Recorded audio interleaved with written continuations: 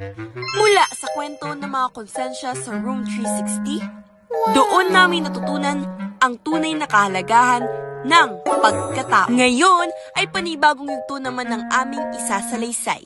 Isang kwento ng pag-angat, pagrespeto at pagpapahalaga sa dignidad, sa sarili at sa kapwa. Teka nga lang, i-play na nga natin to.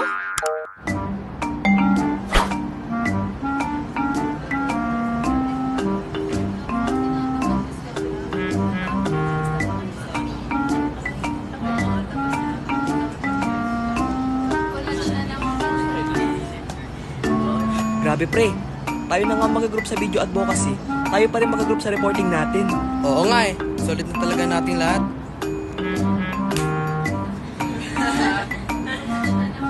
Hi guys!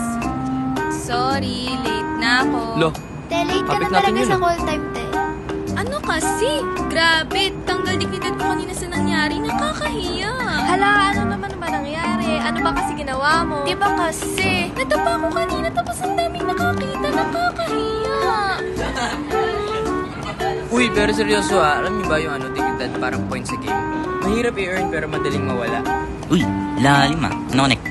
Lo, topic natin yun ah. Ayan, kamusta na pala yung video natin? Okay na ba? OMG. Yes na yes. Halika dito. Alam niyo ba kung anong pinakamahalagang bagay na binigay sa atin mula pagkasilang? Ang ating dignidad. Likas sa atin ito. Tayo pinanganak ng may halaga. Halagang hindi pwedeng buwasan ng kahit sino man. Ang dignidad ay nangangahulugang pagiging karapat-dapat ng isang tao sa pagpapahalaga at paggalang mula sa kanyang kapwa. Lahat ng tao, anuman ang kanyang edad, anyo, at antas ng kakayahan ay may dignidad. Dahil sa dignidad, lahat tayo ay nagkakaroon ng karapatan na umunlad sa paraan na hindi nakakasakit o nakakasama sa iba.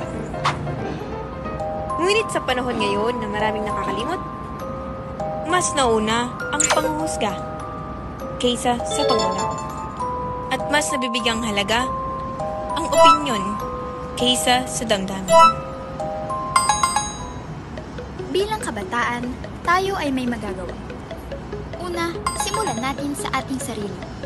Igalang at pahalagahan natin ang sariling dignidad.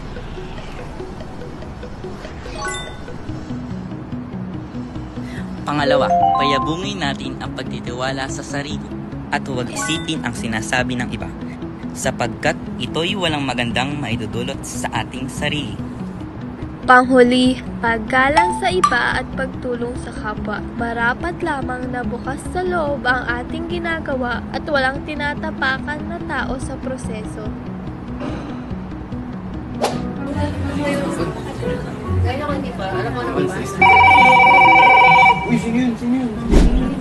Guys, kamusta naman kayo dyan? Pasensya, di ako nakapunta. Napaka-urgent lang talaga, may emergency sa bahay. Pero, pantay na pagkilala sa dignidad, sa kapwa ay ibigay. Huwag mong gawin sa iba ang ayaw mong gawin ng iba sa iyo. Iyan ang golden rule. Kung ano ang nakakasama sa kanya, nakakasama rin sa iyo. Kung ano ang nakabubuti sa kanya, nakakabuti rin sa iyo.